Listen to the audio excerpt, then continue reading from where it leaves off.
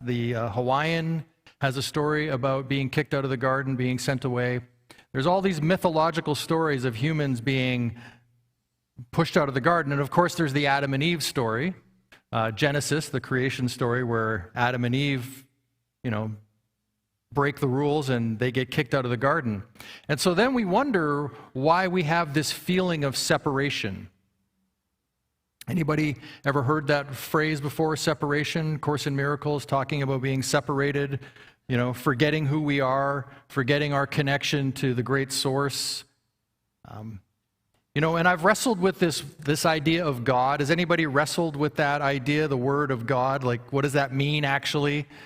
And I know in our modern culture today, if you say the word God, you're asking for something, aren't you? Right? I had that feeling as well. I used to not like the word God. I was triggered by it. It's like, no, that's not me. I'm not going to do that stuff. No way. And then I found unity, and funnily enough, it was pointed out to me by one of my instructors that isn't it kind of funny that I had written out this thing that said I wanted nothing to do with religion or my, family religion or anything like that, any dogma. And then she pointed out to me, isn't it funny that you're getting involved in a spiritual practice that metaphysically interprets the Bible, the very thing that you don't want anything to do with? And then I was like, oh yeah, that's kind of funny. And the original, in the Bible, I don't know if anybody here has read the Bible. I've read most of it, but there's two creation stories. There's two stories in Genesis. There's the first story in Genesis, which is the, looming over the deep and bringing light and separating there's another separation, right, where we separated water from the sky. So, interesting that we have this problem with separation. However, there was a separation there, and then, the first day was done, and God said it was good, and so there's that part. And then there's the second Genesis story, which is the story of Adam and Eve, and them eating from the fruit of the tree of knowledge, and then being, once again, sent out of the garden or separated. And so I often wondered, is that really what God is? Is it the whole thing? It's like nature itself, the actual everything that we get to experience. That must be it. And in Unity, we teach that God is principle. It's not a thing, it's not a being, it's not an it. It is principle. It's something we can stand on. And doesn't nature kind of operate in order and principle? Isn't there just seem to be a methodology to it that goes far beyond our understanding? We now have quantum physics where they talk about that a particle doesn't actually identify or take shape till it's being observed.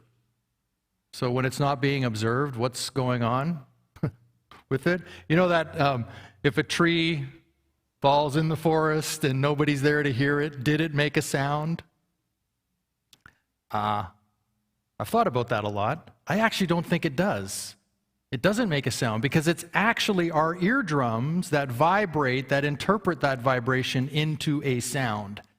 So did it really make a sound? No, it sent out an energy wave. It sent out something that we then interpret. That's a good word, huh? Interpret. Does anybody here interpret life? And how's your interpretation of life going so far? Yeah, I know I've had my challenges with my interpretation of life, that's for sure. But I want to bring us to that idea of immersion of ourselves into nature itself. So when I started on this ministerial path, I used to go out with my dog every day, as I still do today on the trails, although I didn't this morning. He's probably not happy with me. However, I would go out, and as I evolved in Unity, and I knew I was going to be speaking and preaching and whatever you want to call it, giving sermons, I needed a place to practice. So I have these 3 or 4 different bluffs, areas on my walks near my house where I can stand, and there's the most perfect audience in the world. It's called trees. They're amazing. They never talk back. they're always just like swaying and happy and just being. It's so good. But I used to practice my sermons to the trees. And my thinking was, he's not a deep guy. He's really not a deep thinker, you can say that. My thinking was, I know what's happening. As I give a talk, the trees are receiving the talk, and then it's going down into the roots, and it's spreading out all over the globe as they share their stories in their root system. So that's what I would imagine as I was giving my talks. Because what I wanted to do, I actually had a purpose, is I wanted to take what I was learning, take these teachings and spread them. You know, I didn't want to be the guy that just kind of, hey, I got this really great idea, but I'm not going to tell anybody. Shh, keep it quiet. Does anybody else share their good ideas? Yeah. Scary though, isn't it? Yeah, you might get met with some hostility around that. So part of what I was exploring today was I recently came across, and I'm gonna read a quote here or read a passage, because I think the way this is stated is really great, and it's from Writing the Bible is the textbook or the book, and it's from Martine Halverson Taylor, who's a scholar, has a whole lot of credentials. And so this book came up on my Audible. It's interesting when Audible is suggesting to you, hey, this might be a book you like. I think, how did that happen to me? That it's suggesting interpretations of the Bible to me. Anyhow, I love the way she phrases this. At the beginning of the Hebrew Bible, the first book, Genesis, is a grand creation story. The name for God is Elohim. So Elohim transforms a dark and watery chaos into an ordered world through a series of precise verbal pronouncements. So for me, I can just stop right there and go, okay, there's some stuff to unpack there. Because if we are created in the image of, or in the likeness of creation itself, then we can transform dark and watery chaos, can't we? Since it's all our own interpretation, and as Dr. Wayne Dyer would say, you know, what you think, you want to change the world, change the way you think, right? So we can do that. And into an ordered world, well, don't we create order all the time? Aren't we always creating order or trying to? Right? Even in the basic thing of making breakfast, isn't there an order to how we do that? Because if we don't do it in that order, it doesn't quite work, right? It's kind of backwards a little bit. So we have an order, so we can do that. And here's the key: precise verbal pronouncements. The power of the word. Whether it's in our heads, talking to ourselves, or we're vocalizing it to others, or to trees, for example, it's the power of our word. And that's also one of our 12 powers, right? The power of power, it's called, is located here in our throat box, and that is our ability to speak and create. Now, with that, you must step into action. It doesn't work to just sit on the sofa at home. I doubt that Tom was able to deliver what he's delivered so far today by not actually practicing and being in action. I think there's probably a lot of years of doing and being that allows him to take his gift and share it the way he does. And that's what there is for us to do. So if we want to have that experience of getting back to the garden, of maybe reconnecting, of losing that idea of separation, do you think maybe there's some things we can do that we can take on? You know, you can go for a walk. You can step out into the forest. You can go witness animals. You can hang out with an animal and just have that connection. Begin to get out of our heads, dropping down into our hearts, opening ourselves up to life itself. And I think that that is godliness. I think that is that connection. And I reserve the right to change my mind.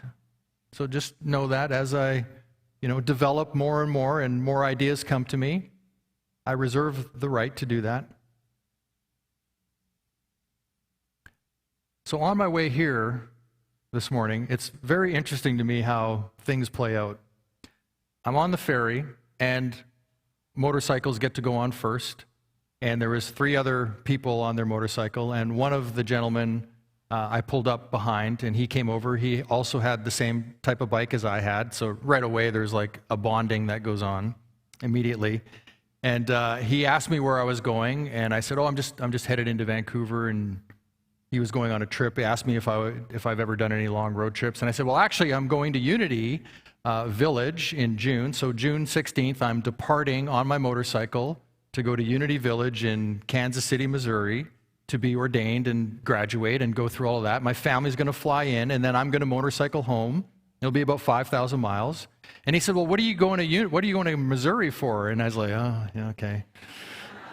He had to ask, "Okay, I'm going there to be ordained." And he's like, "Oh, wow, that's weird." And then he was really intrigued. So it was kind of odd. We parked the bikes, and he says, "I'm going to go up and have a coffee." I'm like, "Oh, okay, great. Thanks for letting me know." And so I go up, and he sees me. He's like, "Oh, come," So I sit down with him, and he just wants to talk about God and his problem with the word God, right? That's like he's like, he can't wait. And so he's very gingerly moving into this conversation with me, right? It's a very slow, he's asking me questions and asking me what my beliefs are and how is it I ended up at Unity. And, I'm kind of giving him the story. And then he goes, "I've noticed in like the first 3 or 4 minutes that I've talked to you, you have not used the word God once." And I was like, "Well, it's because I know for a lot of people it kind of throws them off, and I'm not sure what their interpretation is."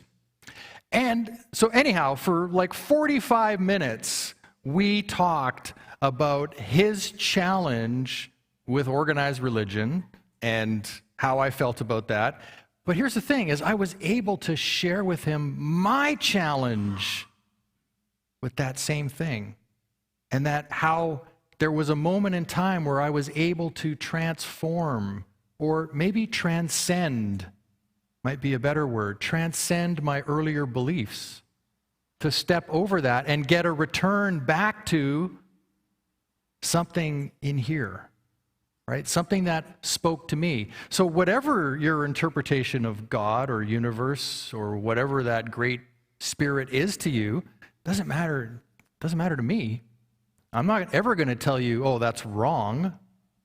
Could you imagine telling somebody that their interpretation of the great truth, their personal truth, is wrong? That just doesn't make sense to me. So I believe that we can stand in what we believe the garden is, the creation is, that story, whatever it is. We don't have to take on somebody else's stuff. And how do we do that? We reaffirm it. Does anybody here talk to themselves? Yeah. I usually refer to myself as DeSchutter, my last name. So I'm like, "DeSchutter, what are you doing? Come on, dude, get it together." Right? So I have these little back and forths. But that's kind of like the mindfulness, right? Mindfulness, from everything I've studied around mindfulness, it's about knowing. It's about noticing, right? How do you know things? By noticing them. So when you notice, when you take the time to notice what your experience is, what's going on inside of you, how are you responding in certain situations, when you take that moment to notice, then you can actually begin to reshape your experience of what's out there. So I want to get to the Adam and Eve piece. I tend to get on these tangents, and then it's like, "Oh yeah, I don't think I actually got to my..." So in Genesis 3:17-24, God said to Adam, so just adopt the language here, just understand that it's a story for us to look at. And that's what I talked about with this gentleman this morning, is that you don't have to take it as if it's real. You can take it as guidance. These are allegories for us to see how we can live our lives, how we can adopt our lives. So to Adam he said, because you listened and ate the fruit from the tree about which I commanded you, you must not eat from it. Cursed is the ground because of you. Through painful toil, you will eat food from it all the days of your life. It will produce thorns and thistles for you, and you will eat the plants of the field.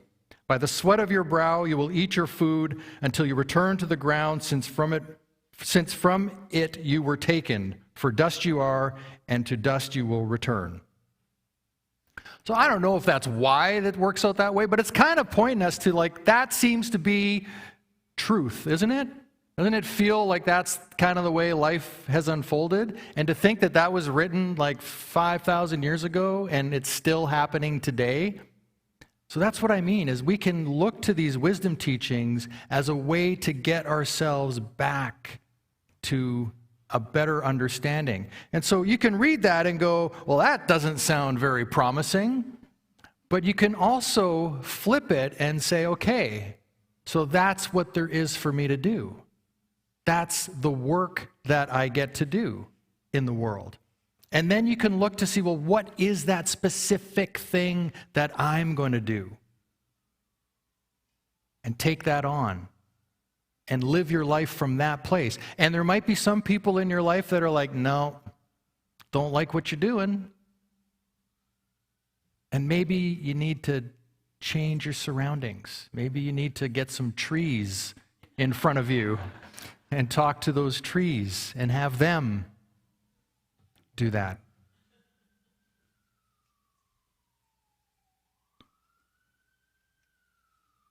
I'm going to invite Tom to play the perfect song, I think, for this conversation.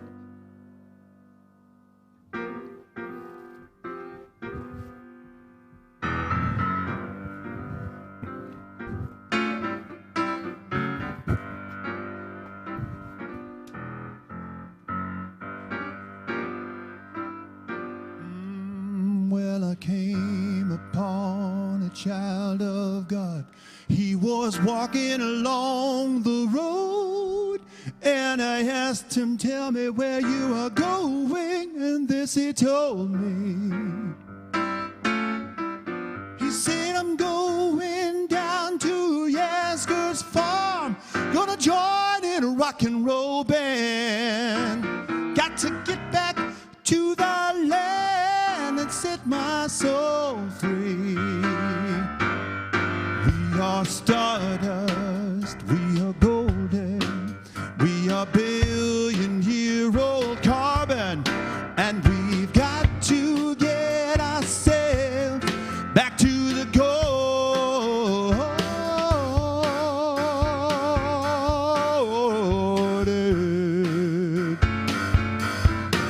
Well, then kid, I will walk beside you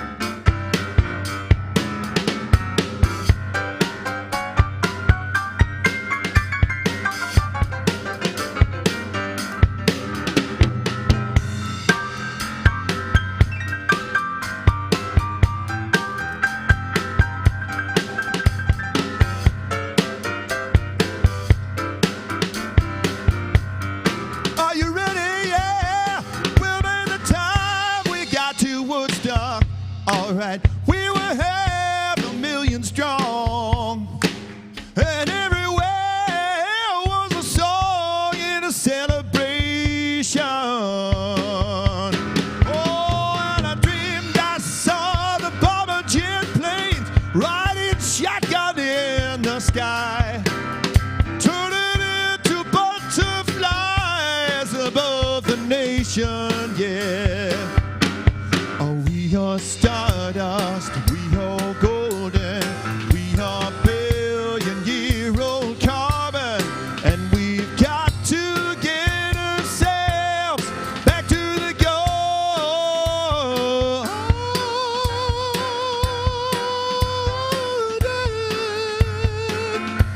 Hey, we are stardust, we are golden, we are billion-year-old carbon, and we've got to get ourselves, well, we've got to get ourselves, we've got to get ourselves back to the golden.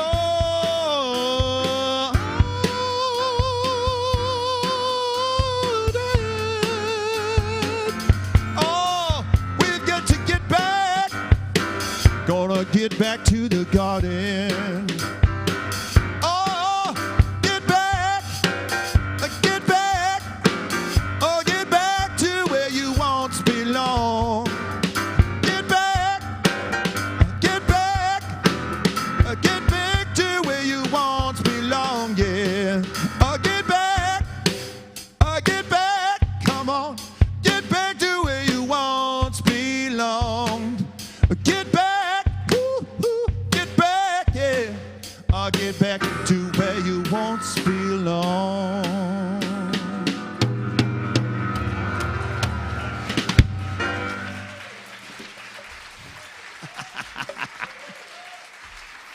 Now that's not something you see every day. Good work. Thanks, brother. What the? What? What happened? We just did that. It's just like, That was so fun. that's what we do.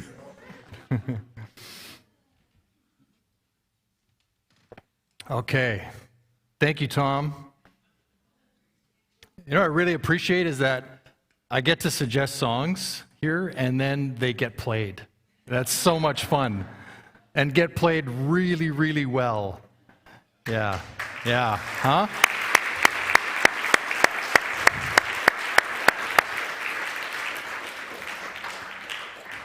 All right, so I think it's always best if we leave ourselves with some ideas. And, you know, maybe you've heard, you know, you go to a workshop and you hear a million things, but did you take one or two away that you could actually develop within yourself? Or, you know, kind of like that. I like to think of spiritual development as like that North Star up here. There's this idea, your own feelings, your emotions, how you respond to people, how you show up in the world, how you treat others, how you treat yourself.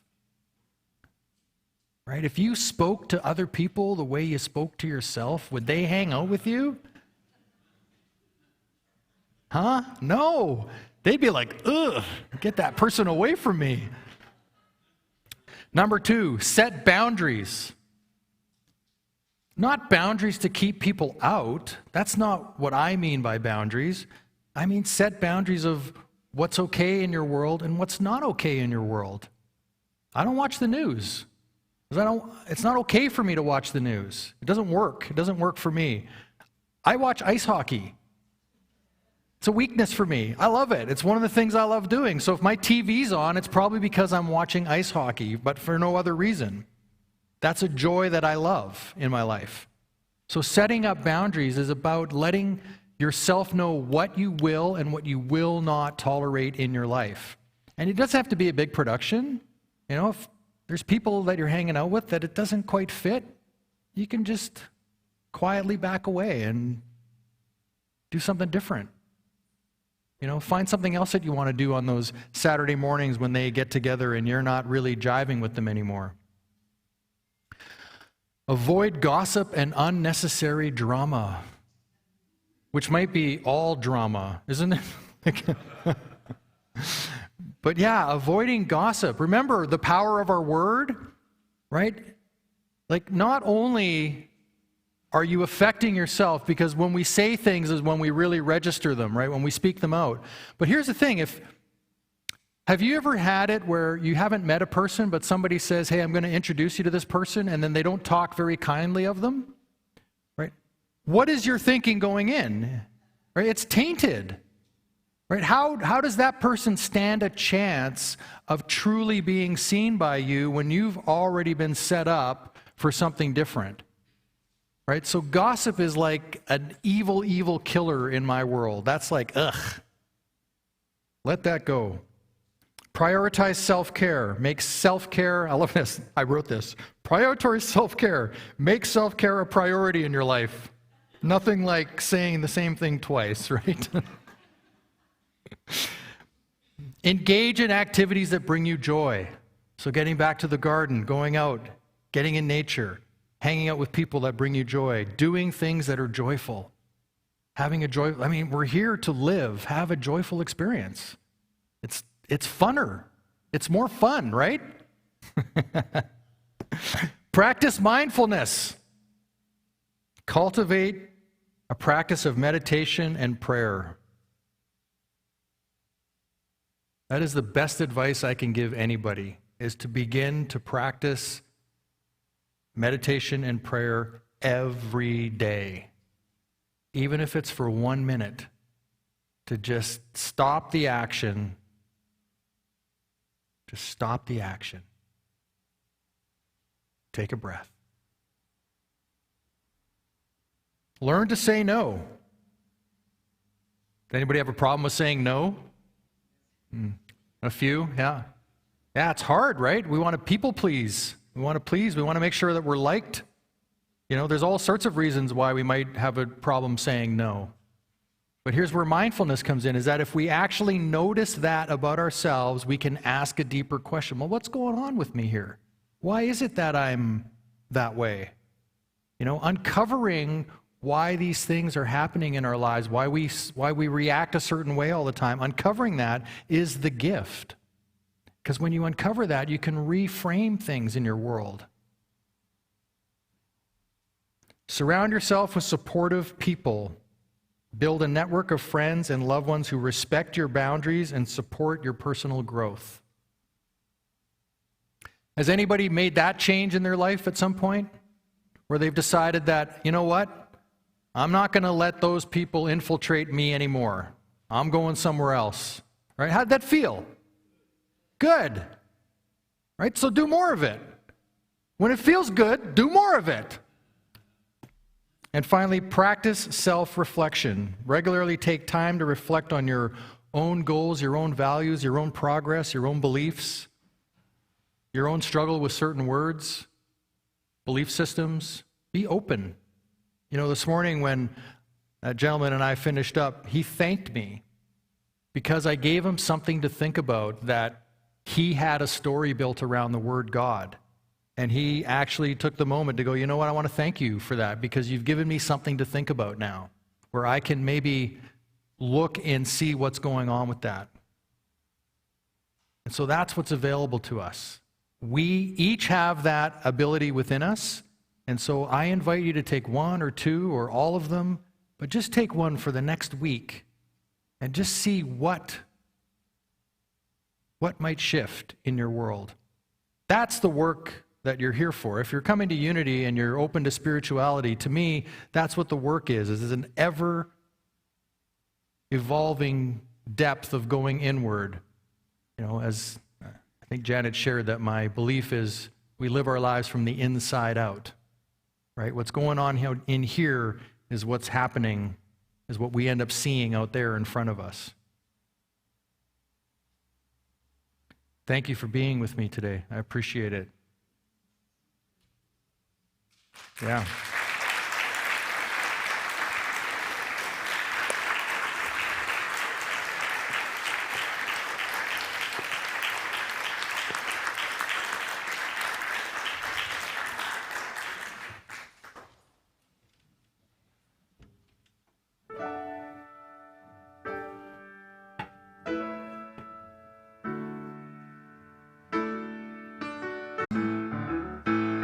Some say once gone, you're gone forever, and some say you're gonna come back. Some say you rest in the arms of the Savior if in sinful ways you lack. Some say they're coming back in a garden, bunch of carrots and little sweet peas. I think I'll just let the mystery be. Everybody is wondering what and where they all came from. Everybody is worrying about where they're gonna go when the whole thing's done. No one knows for certain, so it's all the same to me. I think I'll just let the mystery be. Yeah.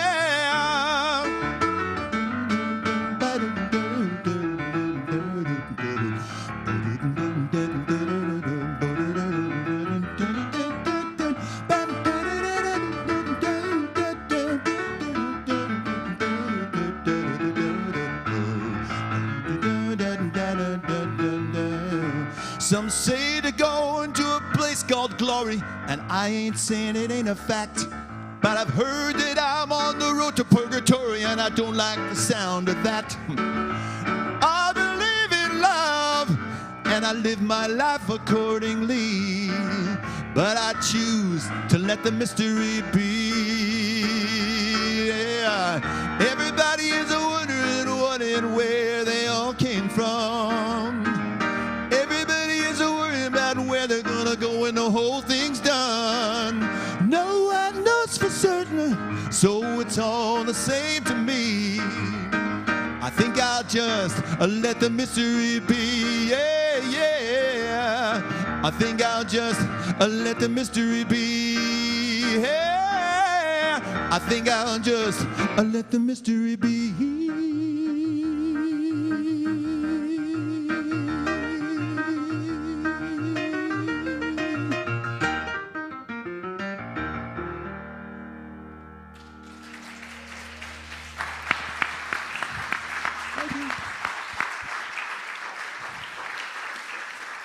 Thank you so much, Tom. You're the best. Thank you. And we love those words, and we love everything about you, Thomas. Thank you. Tom, Tommy, Thomas. Actually, we want to thank Thomas DeSchutter as well. We've got Thomas squared today. Tom squared, Tommy squared. Beautiful. Two is better than one. Anyways, if you're watching online, we also would love you to come out and join us next Sunday in person. We'd love to meet you and welcome you here in our Vancouver home, where we are progressive spirituality and development and practice, which Thomas so eloquently talked about today, in the garden. You'll not only raise your vibration, but also you will make some new friends and also be with like-minded people. And afterwards, we even have cookies. And today, we have birthday Sunday, so we even have cake. Woo! Friends, we are totally supported by your freely given love offerings. It's you that makes us, allow us to do what is possible here. So please give generously today, and please know that your giving is strengthening the fiber of this spiritual community in so many, many ways. Thank you again in advance for your kind support, and your gifts do make a difference. And so, let us say our offering affirmation together, all together now. Divine love flowing through me blesses and multiplies all that I have, all that I give, and all that I receive. And if you are here in person, please drop off your donation in the sanctuary as you exit. The ushers will be there. And to donate online, you simply just need to click on the donate click button, the link button in your chat window, which will allow you to give via all major credit cards, and you can also give via e-transfer, which can be addressed to donations@unityofvancouver.org. Once again, if you're on Zoom or YouTube, you'll find the donate link in your chat window. Now, Tom, can you please grace us with some beautiful piano while we're preparing to make our donations? This tune is called the Royal Garden Blues.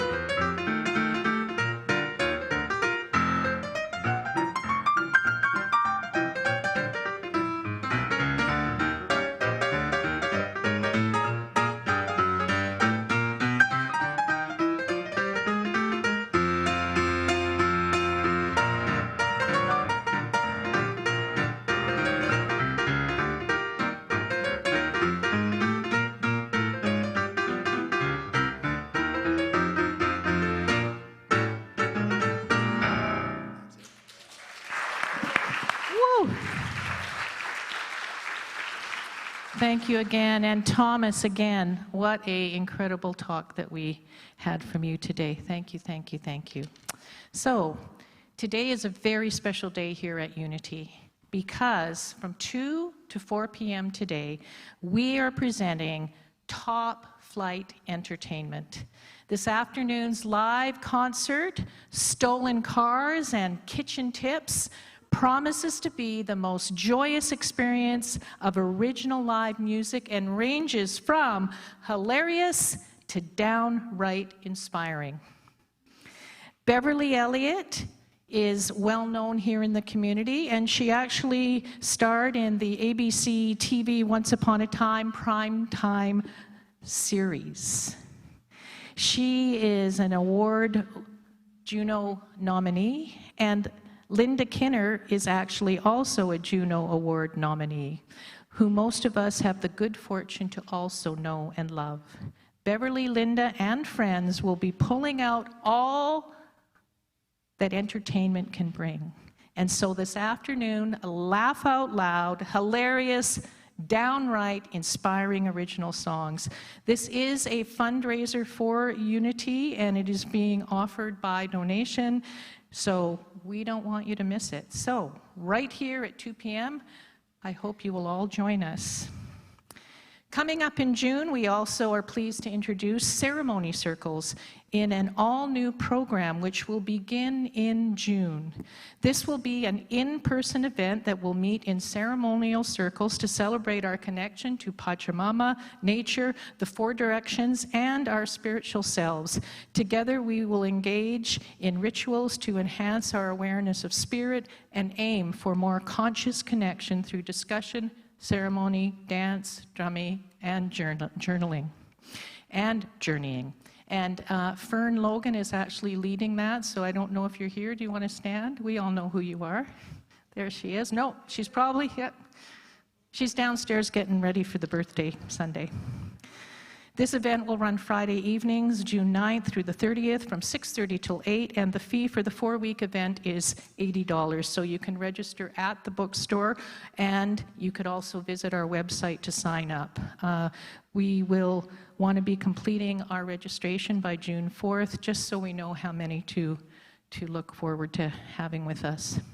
Also, if you have been a fan of Spiritual Wisdom Circles, please note that this Zoom program will take a recess over the summer, but our new Friday night in-person ceremonial circles is a perfect replacement for all of you. And if you're ready to take the circle practice into a new level, we would love you to be here. Our Course in Miracles study groups are a great way to, I don't know, experience more miracles in your life. Groups meet Tuesdays from 12:30 to 2:30 live in the center, and on Thursdays from 7 till 9 on Zoom. And of course, join us next Sunday live online for longtime Science of Mind minister, Reverend Terry Shea, on his talk, Health and Vitality. Is there a secret? I'll be looking forward to that. And I want to just mention our prayer chaplains today, and I'd actually like to have Margaret McLeod stand, because Margaret actually is one of our prayer chaplains today, but Margaret also is the liaison for our board here, so she takes all of our wonderful prayer energy to all of our board meetings, but also she is there as just a beautiful vessel of love, and we just want to thank you, Margaret.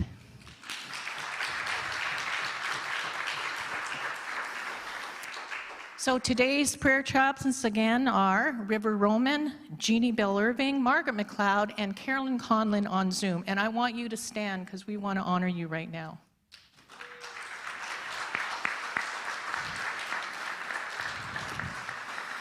So to have a confidential prayer with one of our chaplains, please come up to the front, and one of our chaplains will be here to pray with you and sit with you in beautiful consciousness. We will have them sit in the front row, and if you're watching on Zoom and you would like support on YouTube, you can do that as well, and we'll show you how to do that and participate in just a few minutes. So please join us downstairs for cookies, coffee, tea after the service, and there's no such thing as a free lunch, but we do have free cookies. And today, again, birthday Sunday for anybody who has a birthday in May. So now, as we bring this part of our service to a close, let us all say the prayer for protection. The light of God surrounds us. The love of God enfolds us. The power of God protects us. And the presence of God watches over us. Wherever we are, God is, and all is well.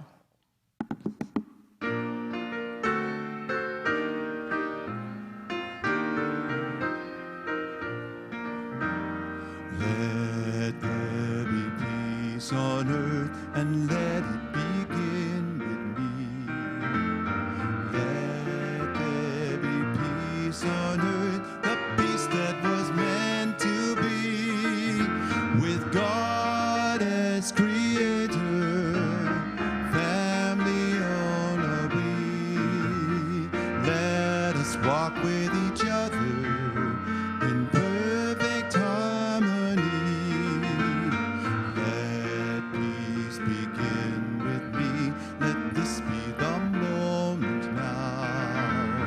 With every step I take, let this be my joyous vow, to take each moment and live each moment